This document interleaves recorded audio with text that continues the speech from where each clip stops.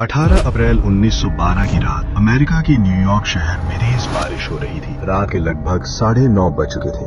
हजारों लोग बेचैनी से किसी का इंतजार कर रहे थे।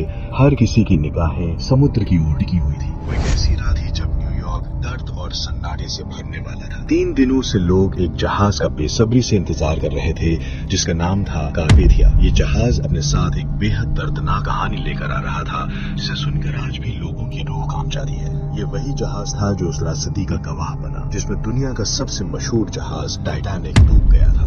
वो टाइटैनिक जिसे कभी न डूबने वाला कहा जाता था। इस हादसे ने सैकड़ों लोगों की जिंदगियां छीन ली और इतिहास में एक ऐसी कहानी छोड़ दी जिसे कभी भुलाया नहीं जा सका। 10 अप्रैल 1912 को जब टाइटैनिक अपने पहले सफर के लिए तैयार खड़ा था तब साउथहैम्पटन बंदरगाह पर अलग ही माहौल था। चारों तरफ भीड़ ही भीड़ थी। लोग इस विशाल जहाज की एक झलक पाने के लिए दूर दूर से आए थे। टाइटैनिक उस दौर का सबसे भव्य जहाज माना जाता था और इसे देखने के लिए हजारों लोग उमड़ पड़े थे।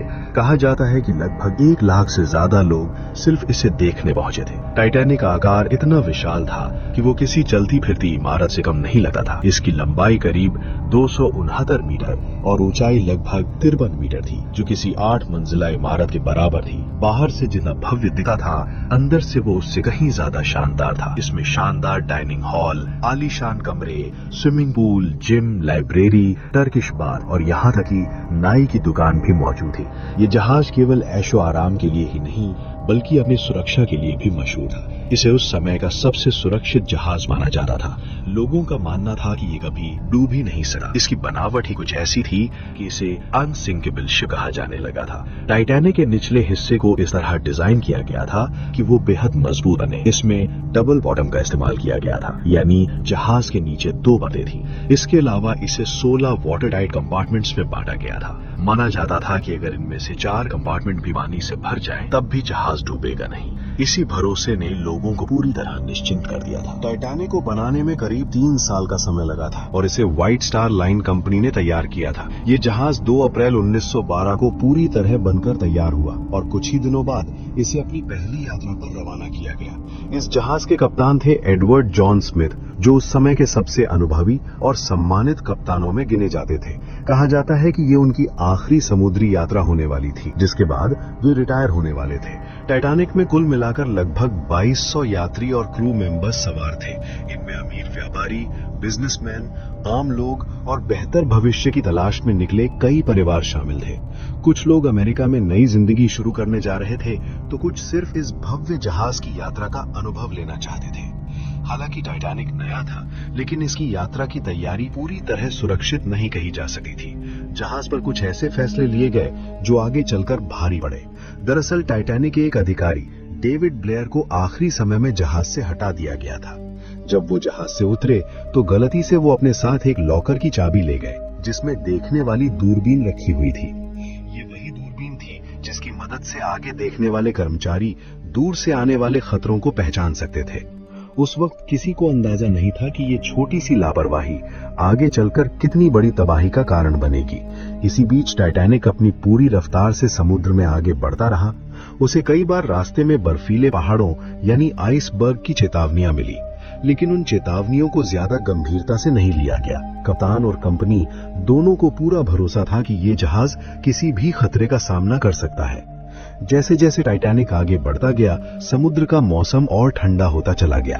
14 अप्रैल 1912 की रात आ चुकी थी। उस रात आसमान बिल्कुल साफ था, लेकिन चांद नहीं था, जिसकी वजह से चारों तरफ गहरा अंधेरा छाया हुआ था। समुद्र की सतह एकदम शांत थी, जिससे लहरों की कोई आवाज नहीं आ रही थी। यही शांति उस रात सबसे बड़ा खतरा बनने वाली थी। टाइटैनिक पर मौजूद निगरानी दल, जिसे क्रोज नेस्ट कहा जाता था, ऊंचाई पर खड़ा होकर आगे की दिशा पर नजर रखे हुए था। वहां मौजूद 2 लोग, फ्रेडरिक फ्लीट और रेजिनाल्ड ली, लगातार समुद्र की सतह को देख रहे थे। ठंडी हवा उनके चेहरे से टकरा रही थी और आंखों से पानी बहने लगा था।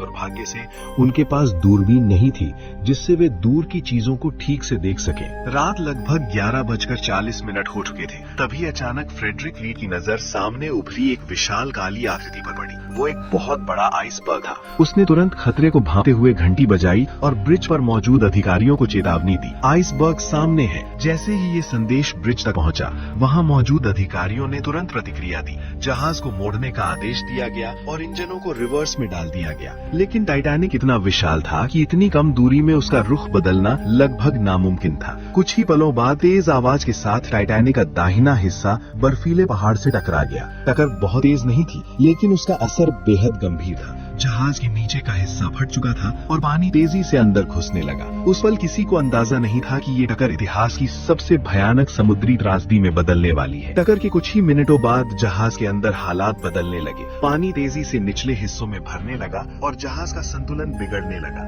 शुरुआत में कई यात्रियों को ये एहसास भी नहीं हुआ कि कुछ गंभीर हो चुका है। कुछ लोग अपने केबिन से बाहर निकले तो उन्होंने देखा कि फर्श हल्का सा झुक चुका है और पानी धीरे धीरे अंदर आ रहा है। कप्तान स्मिथ ने तुरंत स्थिति का जायजा लिया और इंजीनियरों से नुकसान की रिपोर्ट मांगी। कुछ ही देर में साफ हो गया कि टाइटैनिक के कम से कम 6 वाटर टाइट कंपार्टमेंट्स में पानी भर चुका है। ये खबर सुनते ही कप्तान समझ गए कि जहाज को बचाया नहीं जा सका, क्योंकि टाइटैनिक सिर्फ 4 कंपार्टमेंट्स तक ही सुरक्षित रह सका था। जैसे ही ये सच्चाई सामने आई, कप्तान ने वायरलेस ऑपरेटरों को आदेश दिया कि तुरंत सहायता संदेश भेजा जाए। रेडियो ऑपरेटर जैक फिलिप्स और हेरोल्ड ब्राइड ने लगातार SOS और CQD सिग्नल भेजने शुरू कर दिए। आसपास मौजूद जहाजों से मदद की उम्मीद की जाने लगी। उसी समय जहाज पर मौजूद यात्रियों में बेचैनी फैलने लगी। कुछ लोग अब भी हालात की गंभीरता को समझ नहीं पा रहे थे, जबकि कुछ को यह एहसास हो चुका था कि अब समय बहुत कम बचा है। क्रू मेंबर्स को लाइफ बोट तैयार करने का आदेश दिया गया। दुर्भाग्य से टाइटैनिक पर पर्याप्त लाइफ बोट्स नहीं थी। केवल 20 लाइफ बोट्स थीं, जिनमें लगभग 1200 लोगों को ही बैठाया जा सका था, जबकि जहाज पर 2200 से ज्यादा लोग मौजूद थे।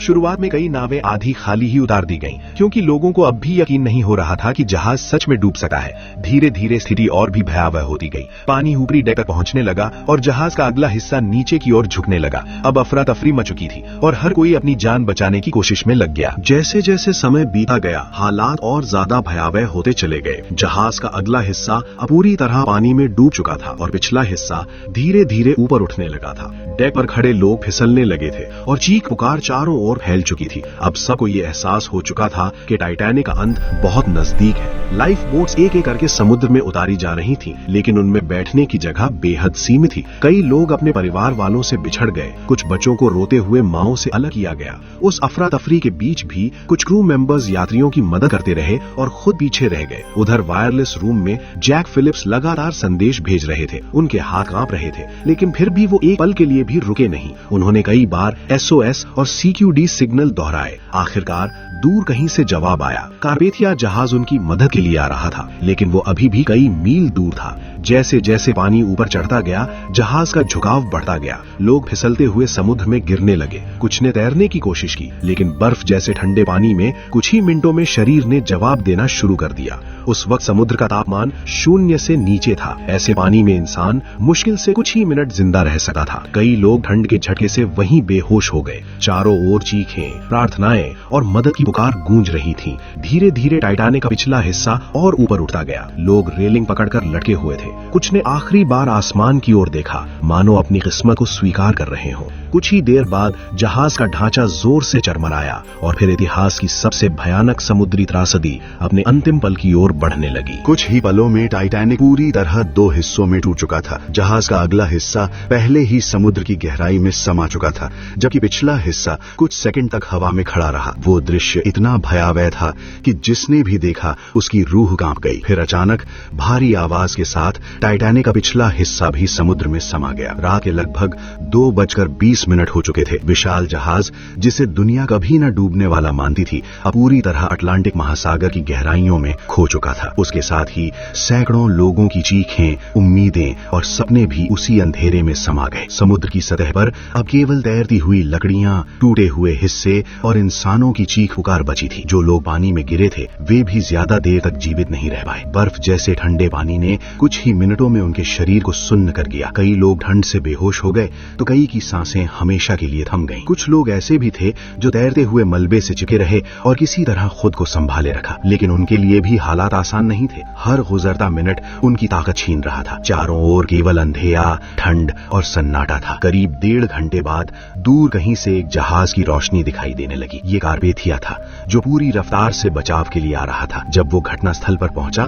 तब तक अधिकतर लोग दम तोड़ चुके थे। कारपेथिया के क्रू ने समुद्र से बचे हुए लोगों को निकालना शुरू किया। ठंड से कांपते, सदमे में डूबे लोगों को जहाज पर लाया गया। उनमें से कई अपने परिवार वालों को खो चुके थे। कुछ लोग सदमे में बोल भी नहीं पा रहे थे। आखिरकार करीब 706 लोग ही इस भयानक हादसे से जीवित बच पाए। बाकी सभी अंधे समुद्र की गहराइयों में हमेशा के लिए खो गए। ये हादसा मानव इतिहास की सबसे दर्दनाक समुद्री त्रासदियों में से एक बन गया।